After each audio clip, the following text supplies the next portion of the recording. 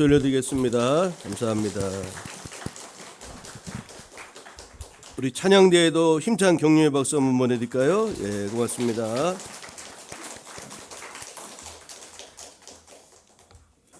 예, 2024년 부활절 함께 은혜 받을 말씀은 고린도전서 15장 1절부터 11절까지 말씀입니다.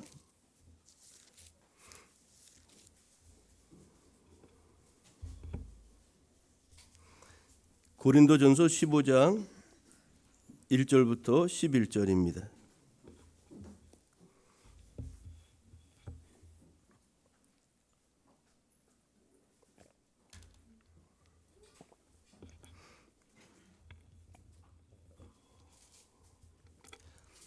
예, 제가 말씀 묵독하겠습니다.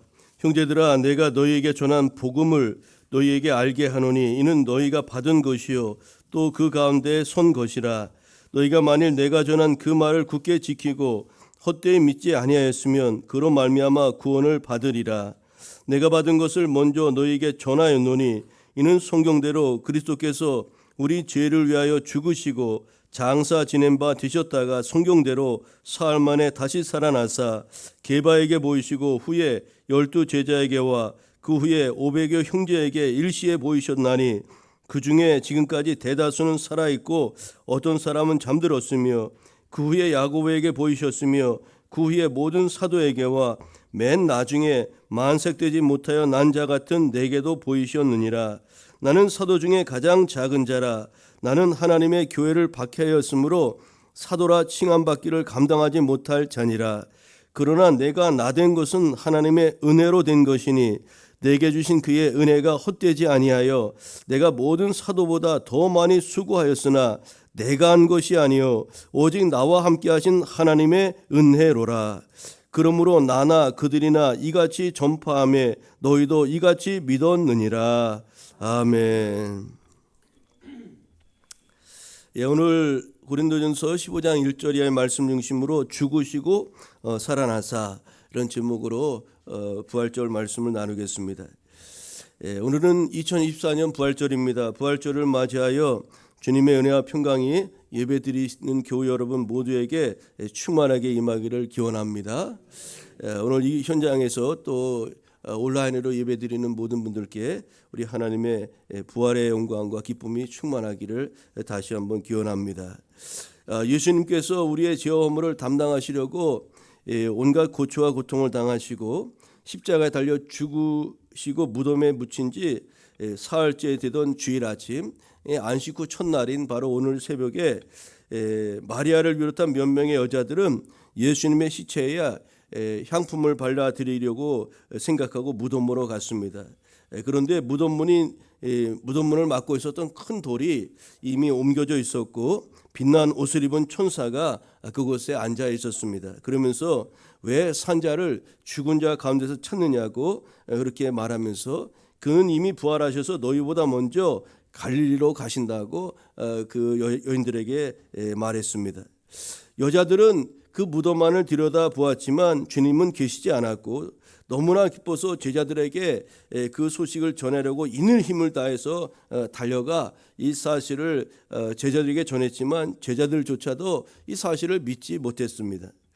부활하신 주님이 친히 제자들에게 나타나셨고 부활의 소식을 믿지 않음에 대해서 이제 책망하셨습니다. 주님은 엠마오로 가던 제자들에게도 나타나셨고요. 또 시리에 빠져 고향으로 돌아가 고기를 잡던 베드로와 또 다른 제자들에게도 보이셨습니다. 그 중에는 도저히 믿을 수 없어 의심했던 도마와 같은 사람이 있었습니다. 그래서 나는 예수님 그 손과 발을 만져보지 않고는 못자국을 만져보지 않고는 믿을 수 없다. 그 부활의 주님 믿을 수 없느라고 이야기하죠.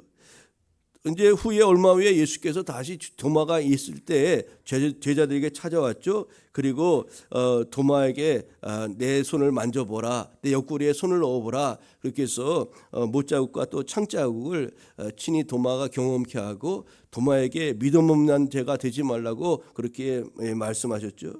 그 도마는 후에 이 부활의 주님을 만나고서 이렇게 고백합니다. 나의 주님이십니다. 나의 하나님이십니다. 그렇게 이제 도마가 고백하죠. 기독교의 가장 큰 절기인 이제 부활절을 우리가 맞이했습니다. 사망 권세 이기시고 죽음에서 부활하신 예수 그리스도의 은혜와 평강과 능력이 오늘 예배드리는 우리 모두에게 충만하게 임하길 다시 한번 기원합니다. 우리 옆에 분하고 이렇게 부활의 감격을 같이 인사로 나눴으면 좋겠습니다. 부활의 주님이 오늘도 우리와 함께 하십니다. 이렇게 인사하겠습니다. 그렇습니다. 여러분, 부활의 주님이 오늘 우리와 함께 하신 줄 믿습니다. 우리의 가정과 함께하고 이 나라 민족, 우리 권사님 기도하셨지만 4월 10일 총선 얼마 남지 않은데 우리 대한민국과 함께 하시고 또 세계 열방과 함께 하시고 또 이 땅에 택하여 세우신 교회들과 함께 하실 줄 믿습니다. 오늘 우리가 읽은 본문은 예수 그리스도의 부활과 그 역사적 확실성에 대해서 언급하고 있는 말씀입니다. 우리가 고린도전서 13장은 사랑장이라고 알려져 있는데 이에 비해서 오늘 우리가 읽은 고린도전서 15장은 부활장이라고 보통 알려져 있죠. 부활에 대한 말씀이 아주 집중되어 있다는 겁니다. 예수님의 부활은 그냥 지어낸 것도 아니고 역사적 실제라 사실이라 그것을 분명하게 이 부활의 확실함에 대해서 소개하고 있습니다. 이처럼 예수 그리스도의 부활을 사도 바울이 먼저 언급하고 있는 것은 그의 부활이 없었다면 성도된 우리의 역시 부활의 소망을 가질 수가 없기 때문에 그렇습니다. 예수님이 이 고린도 전서 15장에 보면 만약에 죽은 사람 우리 부활이 없다면 우리보다 불쌍한 사람이 없다는 거예요. 그러니까 예수님이 부활의 첫 열매가 되셔서 부활하신 것처럼 우리도 예수 그리스도를 믿고 예수 그리스도 안에 있는 자마다 이 부활의 영광에 참여하게 된다는 것이 오늘 기독교 신앙의 아주 요체라고 알 수가 있는데 오늘 본문에서 그것을 분명하게 다시 한번 소개하고 있습니다. 여러분, 바울은 예수님의 부활은 결코 환상이나 조작이나 그런 것이 아니라 너무나 분명한 역사적 사실이라는 점을 먼저 강조하고 있어요. 그래서 이 부활의 증인들을 아주 많은 증인들을 이제 소개하고 있죠. 바울은 그리스도의 부활이 역사적 사실임을 입증하기 위해서 세 가지 증거를 제시하고 있는데 첫 번째 증거를 뭐로 제시하고 있느냐면은 예수님의 부활은 성경의 예언이 성취된 결과라는 겁니다. 그러니까 하나님의 말씀이 이루어진 것이라 그렇게 해서 그것이 부활의 확실성을 그렇게 이야기하고 있죠. 역사적 사실임을 그렇게 증거하고 있는 겁니다. 두 번째로 예수 그리스도의 부활을 목격한 수많은 증인들이 있다는 것을 이제 근거로 해서 예수님의 부활이 역사적 사실이라는 것을 그렇게 이제 강조하고 있는 거죠.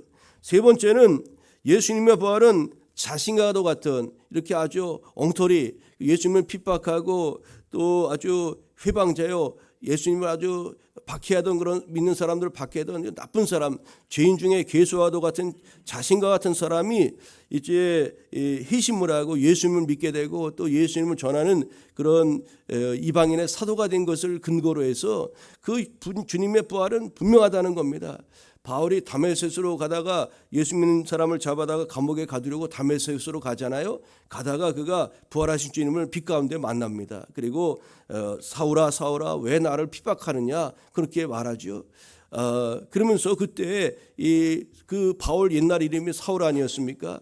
사울이었던 그 바울이 그 예수님 만난 이후에 그 완전히 변화돼서 내가 너를 택하였노라 이방인의 사도로 이방인을 위한 나의 그릇으로 내가 너를 택하였노라고 그렇게 주께서 말씀하셨죠. 그 말을 듣고 사도 바울은 평생에 그렇게 주님의 나라와 영광을 위해서 목숨 바쳐 충성하며 그 믿음의 길을 지킨 것 아니겠습니까? 그래서 오늘 본문의 세 가지를 가지고 이 부활의 역사적인 사실이라는 것을 이제 입증하고 있어요. 성경의 예언이 성취된 것이다. 또 수많은 그런 부활의 증인들이 있고 나 같은 죄인도 하나님이 구원하셔서 변화시켜서 새로운 사람 만드시는 것을 보면 정말로 주님은 살아계시고 또 부활하심에 틀림이 없다. 그것을 이제 강조하고 있는 겁니다. 오늘 본문을 통해서 우리에게 주시는 바 몇 가지 은혜를 나누고자 합니다. 첫째로 우리가 복음의 핵심은 예수 그리스도의 죽음과 부활이라는 것을 오늘 말씀을 통해서 분명히 기억해야 하겠습니다. 여러분, 우리가 복음하면 생각나는 게 뭡니까? 복음하면 복된 소식, 기쁨의 소식, 좋은 소식, 굿 뉴스 이렇게 복음에 대한 개념, 정의를 여러 가지로 표현하고 있는데 오늘 우리가 복음의 핵심이 무엇인지를 오늘 본문을 통해서 우리가 다시 한번 분명하게 해야 한다는 거죠. 바울이 전한 복음 진리의 핵심 진리가 무엇이었을까? 바울은 고린도 교인들이 무엇을 깨닫기를 원했을까요? 그것은 본문 3절 4절에 있는 것처럼 바로 예수 그리스도의 죽음과 부활이었던 것임을 알 수가 있어요. 즉 예수 그리스도께서 우리의 죄를 위하여 죽으시고 장사 지낸 바 되었다가 사흘 만에 다시 살아나신 것, 이것이 바로 바울이 전한 복음의 핵심 진리였던 것입니다. 여러분, 복음은 바로 이것입니다. 예수님이 저와 여러분 인류의 모든 죄를 지시고 십자가 달려 돌아가셨다가 약속대로 3일 만에 살아나셔서 부활하신 것, 그래서 예수님 믿는 자마다 그 부활의 소망을 갖고 살아가게 된 것, 이것이 바로 복음의 핵심 내용 아니겠습니까? 그러니까 15장 3절 4절이 어찌 보면 복음의 핵심 진리를 너무나 명확하게 소개하고 있는 말씀이라고 할 수가 있어요.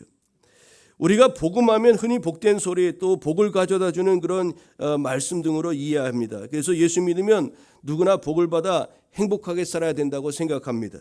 여러분, 기독교에서 말하는 복을 이런 현세적인 것으로만 생각해서 어떤 능력을 받고 기쁨을 얻고 감동을 받고 물질의 복도 누리고 좋은 대학에 들어가고 좋은 직장도 얻고 또 좋은 배우자를 만나서 아름다운 가정을 꾸리고 사는 것, 이런 것들로 우리가 복음을 받아들이고 이해하는 경우가 많이 있다는 겁니다. 물론 예수님 믿고 예수 그리스도 안에서 예수님의 풍성하심과 부요하심을 따라 하나님의 은혜로 이와 같은 것들을 우리가 누리기에 풍족합니다. 여러분, 하나님이 우리 가운데 공급해 주시면 얼마든지 누릴 수가 있다는 겁니다. 근데 여러분, 복음의 핵심은 예수를 믿어서 이런 세상 사람들이 생각하는 이와 같은 복들을 받는 것에 있는 것이 아니라는 겁니다. 복음의 핵심은 예수 그리스도의 죽음과 부활에 있다는 것을 여러분, 오늘 이 2024년 부활절이 아침에 꼭 여러분 기억하시기를 바랍니다. 즉 예수께서 우리 죄를 위해서 대신 십자가에 달려 죽으시고 부활하셨다는 것이 복음의 핵심인 것입니다. 우리가 예수님을 믿으면 죄사함을 받고 부활하여 영원한 생명을 얻게 된다는 것, 이것보다 더 기쁘고 복된 소식이 없는 것입니다. 앞서 말씀드린 여러 가지 세상 사람이 복으로 생각하는 것은 언제든지 없어질 유한한 것들입니다. 또 우리가 죽게 되면 7, 80년, 요새 100세 시대라고 하지만 100세 시대라고 하지만 아무리 우리가 부유하게 산다 할지라도 기껏 해봤자 뭐 100년 사는 것 아니겠습니까? 그런 것은 영원한 그런 어떤 좋은 가치가 아니라 상대적인 것이라는 그런 말씀이죠. 여러분, 우리가 예수님을 믿으면 죄사함 받고 부활하여 영원한 생명을 얻게 되는 것, 이것보다 더 큰 그런 기쁜 소식이 어디 있겠습니까? 그리고 이런 궁극적인 복을 얻기 위해서 우리는 고난도 감수해야 된다는 것이 성경의 가르침입니다. 로마서 8장 16절 이하에 이렇게 말씀합니다. 자녀이면 또한 상속자, 곧 하나님의 상속자여 그리스도와 함께한 상속자니 우리가 그와 함께 영광을 받기 위하여 고난도 함께 받아야 할 것이니라. 생각하건대 현재의 고난은 장차 우리에게 나타날 영광과 비교할 수 없도다라고 말씀하였습니다.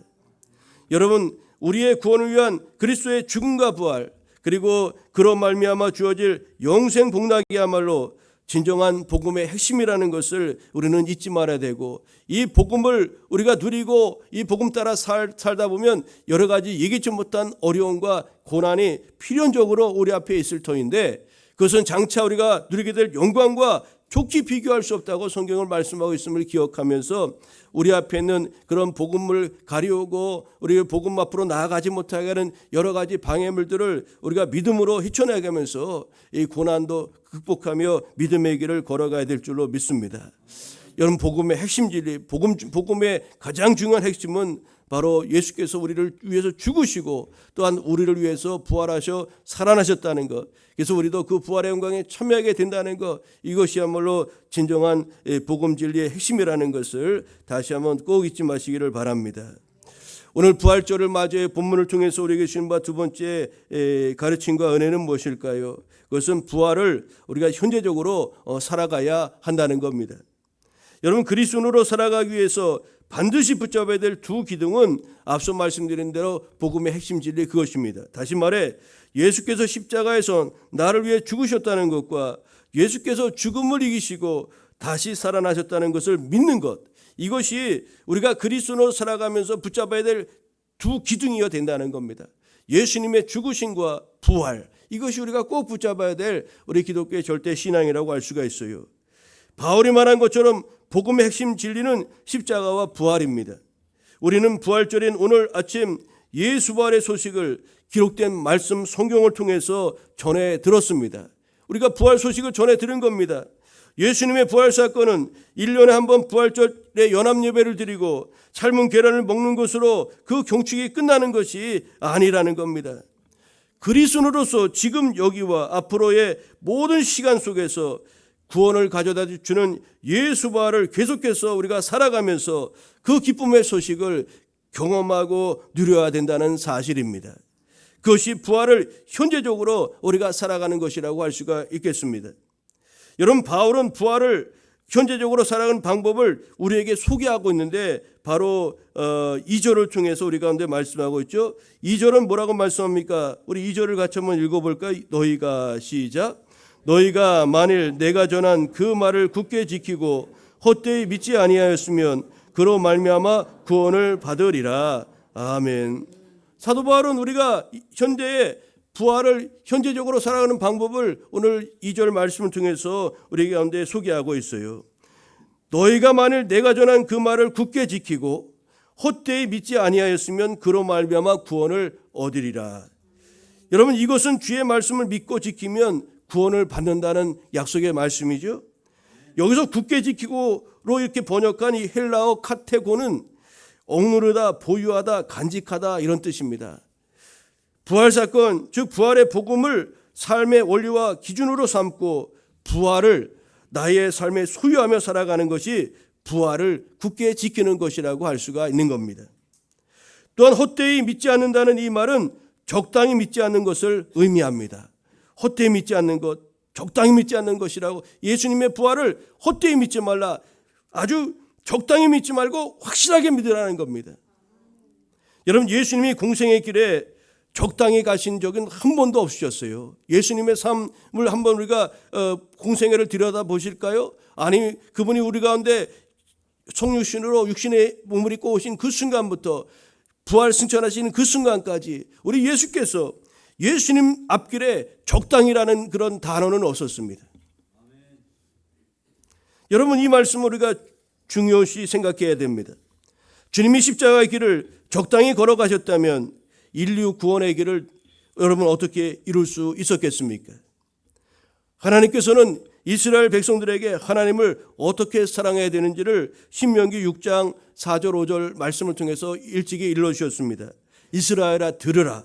우리 하나님 여호와는 오직 유일한 여호와시니 너는 마음을 다하고 뜻을 다하고 힘을 다하여 네 하나님 여호와를 사랑하라. 여러분, 여기 말씀을 우리가 잘 우리 삶에 적용해 보았으면 좋겠어요. 마음을 다하고 뜻을 다하고 힘을 다하여 하나님을 사랑하라고 하신 말씀을 바탕으로 우리의 신앙과 삶을 가꾸어야 한다는 겁니다. 여러분, 사업을 할 때도, 예배를 드릴 때도, 우리 학생들, 우리 교회학교 친구들도 많이 있는데 우리 공부함에 있어서도 이런 자세와 태도가 필요하다는 겁니다. 무슨 일을 하든지 사람에게 하듯 하지 말고 주께 하듯 하라고도 말씀하지 않았습니까? 여러분, 그렇습니다. 주님은 우리를 구원하시기 위해서 십자가 위에서 물과 피를 다 쏟으시고 죽기까지 우리를 사랑하신 것입니다.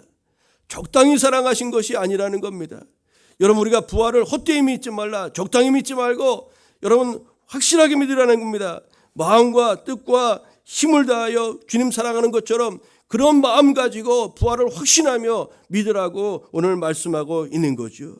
여러분, 그것이 오늘 부활을 현재적으로 우리가 살 수 있는 길이라고 사도 바울은 우리 가운데 제시하고 있는 거죠.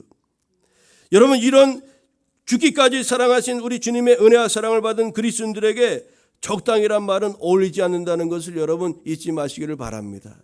우리 집에 가면 적당히라는 말을 쓰는 분들이 많이 계셔요. 우리 교회 안 다니는 그런 남편이나 가족들 중에 그 말을 많이 쓰시죠. 적당히 좀 믿어라. 어떻게 예수님을 그렇게 많이 믿냐? 적당히 신앙생활하라. 여러분, 적당히를 세상 사람들은 엄청 많이 씁니다. 그런데 거기에서는 네, 그렇게 해야 됩니다. 우리 목사님이 적당히 하면 안 된다 그랬는데 그렇게 하면 안 되고요. 거기서 네, 그래서 사실 신앙생활은 적당히 하시면 안 됩니다. 우리가 예수님께 좀 과격한 표현이지만 미쳐야 한다는 거예요. 미쳐야 된다. 세상 사람들이 예수님한테 미쳤다 그러잖아요. 그런 표현 많이 쓰는데 여러분, 이 미친다는 것은 좀 부정적인 뉘앙스가 많이 있지만 우리가 아주 집중해서 아까 말씀드린 마음을 다하고 뜻을 다하고 힘을 다하는 것, 이것이 어찌 보면 미친 것이 아닙니까? 옳게 미친 것 바로 그와 같은 자세가 아니겠어요? 여러분, 우리 왜 그렇게 되냐면 하나님이 우리를 그렇게 사랑하셨기 때문에 우리가 예수님을 그렇게 우리 주님을 사랑해야 한다는 겁니다. 마음과 뜻과 힘과 목숨을 다하여 부활의 복음을 붙들고 살아가는 것이 그리스도의 부활을 현재적으로 살아가는 방법이라는 것을 기억하시고 여러분, 이 부활 신앙으로 날마다 승리하며 나아가는 교회 여러분 되시기를 간절히 바랍니다. 오늘 본문을 통해서 우리에게 주신 바 마지막 세 번째 은혜는 무엇입니까? 부활은 화해와 용서의 삶을 우리에게 가져다 줍니다. 우리로 화해와 용서의 삶을 살게 한다는 거죠. 예수님의 부활은 몇 가지 특징이 있음을 오늘 우리가 읽은 본문에는 소개되고 있는데, 첫째로 예수님의 죽으심과 부활은 성경의 예언의 성취임을 말씀드렸죠. 또 예수님의 부활은 수많은 증인들이 있는 역사적 실제라는 것을 또한 본문에서 강조하고 있어요. 이와 함께 예수님의 부활은 우리를 화해와 용서의 삶의 자리로 인도한다는 사실입니다. 여러분, 5절을 보면 바울은 부활하신 예수께서 당신을 게바에게 보이시고 후에 12제자에게 보이셨다고 이렇게 말씀하였습니다. 여러분, 이 증언으로 본다면 부활하신 예수님을 제일 먼저 만난 사람이 베드로처럼 보이지 않습니까? 그러나 복음서를 보면 예수님의 부활 사실을 가장 먼저 알았던 사람들은 예수님이 못 박히는 자리에도 따라갔고 장례 후에 향품을 몸에 발라드리기 위해서 무덤에 쫓아갔던 주님을 끝까지 따랐던 사람들, 바로 여인들이었다는 겁니다. 이 여인들이 예수님 부활하신 것을 처음으로 알았는데 오늘 본문에 보면 바울은 베드로가 게바에게 처음으로 보였다고 이렇게 소개하고 있어요. 부활하신 예수님을 제일 먼저 뵌 것은 막달라 마리였다고 복음서에는 말씀하고 있어요. 여러분, 바울이 마리아를 제쳐두고 베드로를 부활의 첫 번째 목격자인 것처럼 증거하고 있는 데는 특별한 이유가 있기 때문입니다. 여러분, 그것이 무엇일까요? 그것은 예수님이 우리가 한 주 전으로 돌아가서 예수님의 순환의 과정을 살펴보면 이해할 수가 있어요. 베드로는 십자가에 달리시는 예수님을 모른다고 부인했던 아픔이 그에게 있었기 때문입니다. 예수님이 빌라도에게 신문을 당하고 온갖 모진 고난을 당하실 때 제자들은 모두 주님을 배신하고 도망쳤습니다. 하지만 그래도 베드로는 수제자로서 예수님을 버리지 못하고 지난 주일 오후에 말씀드린 것처럼 멀찍이나마 주님을 따라갔어요. 저만큼 멀찍이 따라갔어요. 그러니까 수제자였기 때문에 최소한 그 정도는 해야 된다고, 다른 제자들 다 도망가도 나는 그래도 이 정도는 해야 된다, 자신의 어떤 명분에 근거해서 그렇게 했는지 모르겠어요. 그런데 여러분, 그만 쫓아갔다가 오히려 예수님을 3번이나 부인하는 기가 막힐 잘못을 저지르고 말았던 겁니다. 어쩌면 멀찍이라도 안 쫓아갔으면 더 좋았을지도 모르는 그런 결과론적 이야기지만 그런 생각이 들기도 하는 거죠. 여러분, 다른 사람도 아니고 제자 중에 제자, 그 수제자였던 베드로가 예수님을 모른다고 말하였으니 벼룩도 낯짝에 있다는데 그는 부끄러워서 도저히 얼굴을 들고 다닐 수가 없었을 것입니다. 그런데 그런 베드로를 부활하신 주님이 찾아오셨습니다. 그것도 제일 먼저 말입니다. 여러분, 부활하신 예수님이 베드로를 찾아오셔서 주님을 모른다고 말한 것을 책망하지 않으셨음을 우리는 주목할 필요가 있습니다. 너나 그때 왜 모른다고 부인했느냐? 베드로, 이놈! 그렇게 예수님이 베드로를 책망하지 않으셨다는 거죠. 오히려 위로와 화해와 용서의 주님으로 우리 부활하신 주님은 베드로에게 찾아오신 것입니다. 요한복음 21장을 보면은요, 제가 요한복음을 말씀을 우리가 이전에 나눌 때 이 부분을 말씀 드리면서 얼마나 큰 은혜를 받았는지 모르는데요.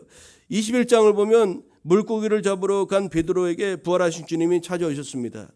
세 번째 이제 찾아오시는데 이제 고기를 못 잡았어요. 그랬더니 배 오른편에 던지라 이렇게 말씀하죠. 베드로가 말씀에 순종하여 오른편에 그물을 내렸을 때 많은 고기가 잡혔습니다. 그리고 이제 그것을 구워다가 이제 조반을 예수님과 같이 먹고 또 제자들의 눈이 열려서 그 부활하신 주님을 알게 됩니다. 그때 부활하신 예수님께서 베드로에게 찾아오셔서 이렇게 말씀합니다.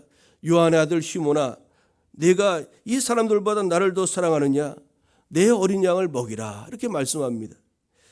두 번째 동일하게 말씀합니다. 요한의 아들 시몬아, 네가 나를 사랑하느냐? 내 양을 치라. 이렇게 말씀하였습니다.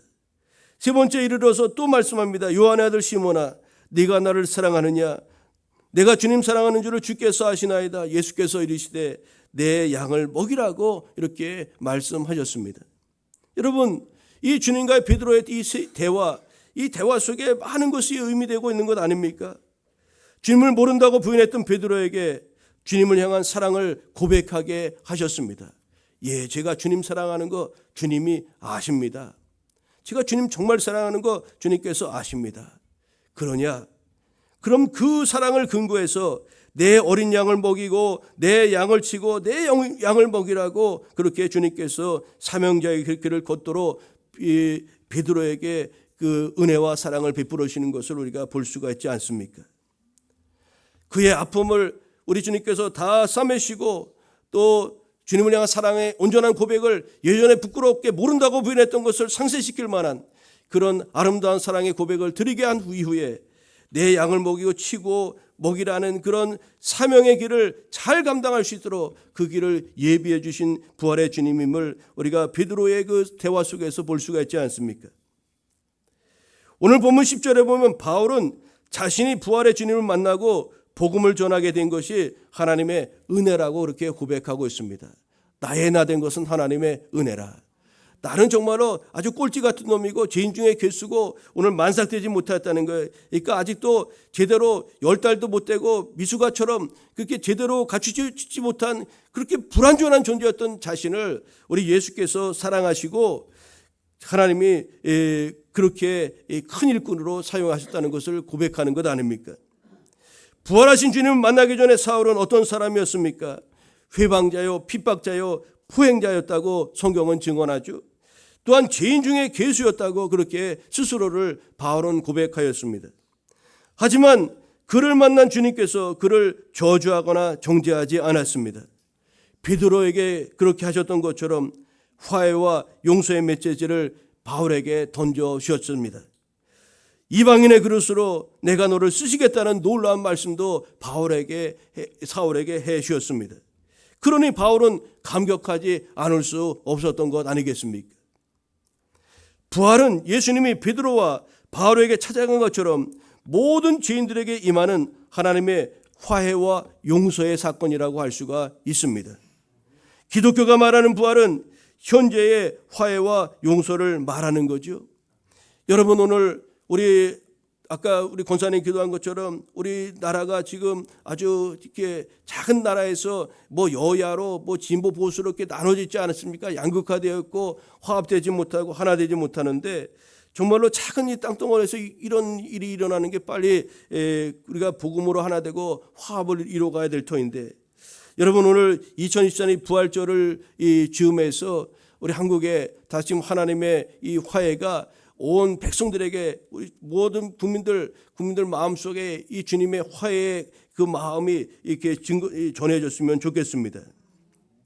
여러분, 예수님의 부활은 성도 간의 화해와 용서를 가르치실 뿐만 아니라 그 자체가 하나님이 죄인을 용서하신 사실에 대한 확증이라는 것을 우리는 분명히 기억해야 하겠습니다. 이제 말씀의 결론을 맺고자 합니다. 여러분, 오늘 부활절을 맞이했는데 부활절에 복음에 대한 이야기를 하니까 생소할 수도 있겠지만, 그러나 여러분, 기독교에서 가장 중요한 것이 복음 아닙니까? 그런데 복음의 핵심은 다른 것 있는 것이 아니라 예수 그리스도의 죽음과 부활이 복음의 핵심 진리라는 겁니다.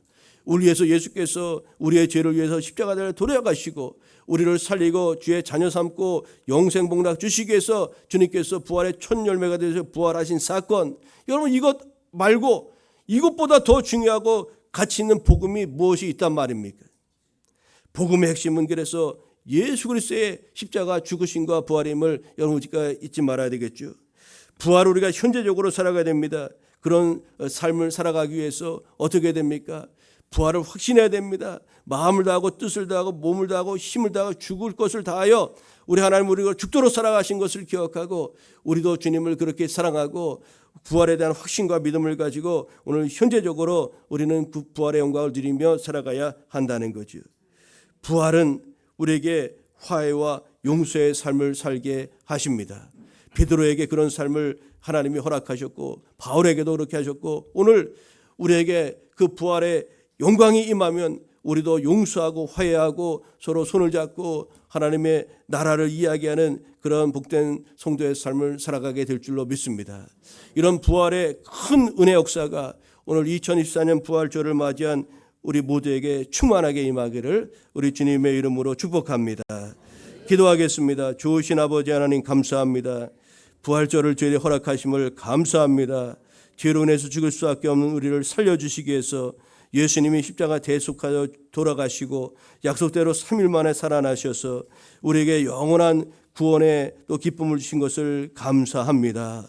사랑하는 주님께서 이제 우리가 주님과 연합하여 주님과 함께 죽고 또 주님과 연합하여 다시 주님과 함께 부활한다는 이 부활의 절대 진리를 우리가 분명히 기억하며 나아가는 우리 모두 되게 하여 주옵소서. 이제 아버지 부활의 그 감격을 오늘 부활절만 누리는 것이 아니라 우리가 날마다가 우리의 부활절이 되게 하여 주옵소서. 부활신앙으로 그 부활의 감격 가지고 살아가는 주의 거룩한 성도들 우리 모두 되게 하여 주옵소서. 부활의 주님 우리 가운데 임하셔서 우리 가운데 주의 사랑과 용서와 화해의 마음을 충만하게 허락하여 주셔서 우리 가정의 사랑과 화해와 평강이 넘쳐나게 하여 주옵시고 우리 교회도 그렇게 하시고 이 나라 이 민족 가운데도 그렇게 이루어지게 하여 주옵시며 또 전쟁이 아버지 판치고 있는 세계 곳곳에도 부활의 주님으로 말미암아 평강과 화해와 또 사랑이 넘쳐날 수 있도록 우리 주님 인도하여 주옵소서. 감사드리오며 예수님의 이름으로 기도하옵나이다. 아멘.